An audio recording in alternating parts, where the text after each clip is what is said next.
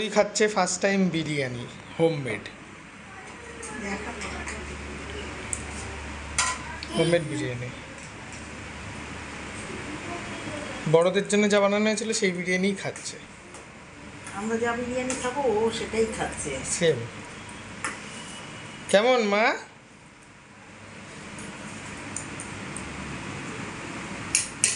অন্য সময় রাত্রিবেলা খেতে গেলে থুলথুল করে সব ফেলে দেয় বিপের মতো। আজকে বিপটা পুরো পরিষ্কার। ও এখন বিরিয়ানি খাচ্ছে।